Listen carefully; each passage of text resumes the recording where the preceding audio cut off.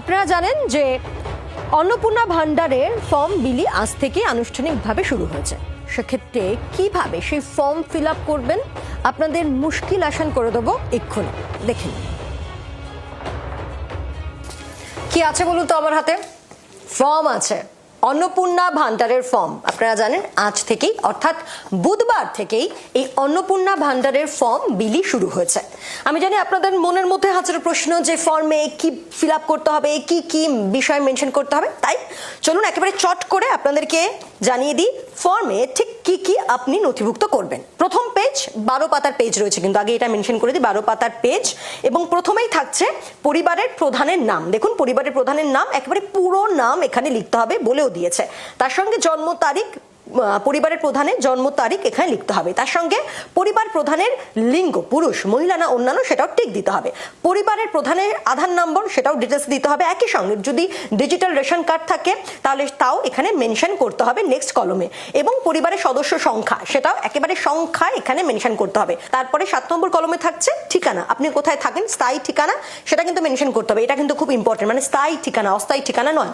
এবং যোগাযোগ নম্বর, আপনার সাথে কিভাবে যোগাযোগ করা যাবে তার জন্য যোগাযোগ নম্বর। 9 নম্বর কলম সেটাও কিন্তু খুব গুরুত্বপূর্ণ রয়েছে। সেখানে নাম, জন্ম তারিখ, লিঙ্গ, পরিবারের প্রধানের সঙ্গে সম্পর্ক, আধার নম্বর। এবং তারপরে ঠিক কি আছে 10 নম্বরে পরিবারের প্রধান এবং পরিবারের সকলের যদি ব্যাংক অ্যাকাউন্ট থাকে, প্রাপ্তবয়স্ক যারা রয়েছে তাদের ব্যাংক অ্যাকাউন্ট সেটা আপনাকে ডিটেলসে লিখতে হবে। কোন ব্যাংকে অ্যাকাউন্ট রয়েছে, অ্যাকাউন্ট নাম্বার কি রয়েছে, IFSC কোড সেটাও একেবারে ডিটেলসে লিখতে হবে। এবং তার জন্য এখানে অনেকগুলো কলমও দেওয়া হয়েছে। এরপর 3 নম্বরে কি আছে, 3 নম্বরে হচ্ছে এপিক নম্বর। ভোটার কার্ডে যে এপিক নম্বরটা থাকে সেটা কিন্তু এখানে লিখতে হবে এবং মেনশন করতে হবে যে কোন বিধানসভার মধ্যে পড়ছে সেটা, এবং তার যে নম্বর দেখবেন একেবারে আপনাদের যে ভোটার কার্ড সেখানে মেনশন থাকে সেই সমস্ত যাবতীয় ডিটেলস এইখানে এই কলমে মেনশন করতে হবে।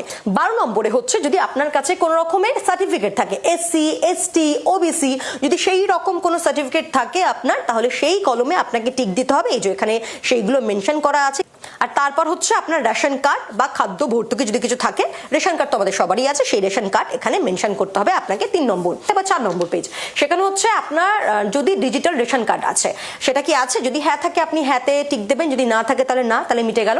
আপনার পরিবারের রেশন দোকান থেকে মাসিক আপনি রেশন তুলছেন কিনা, অর্থাৎ আপনি আপনার পরিবারের সদস্যরা তারা কি রেশন নিচ্ছেন প্রতিনিয়ত, যদি হয় হ্যাঁ তাহলে হ্যাঁতে টিকমার্ক দেবেন, আর যদি না হয় তাহলে না। এরপর যে সম্পদ অর্থাৎ আপনার বা আপনার পরিবারের কত সম্পত্তি আছে সেইটা কিন্তু এখানে মেনশন করতে হবে। এই কলমে দেখুন লেখা আছে সম্পদ বলে, সেখানে একেবারে ডিটেলসে সেটা মেনশন করতে হবে। এরপর হচ্ছে বাড়ির ধরন, অর্থাৎ আপনার বাড়িতে কি 3 বা তার বেশি পাকা ঘর আছে, যদি হ্যাঁ হয় তাহলে হ্যাঁতে টিকমার্ক, যদি না হয়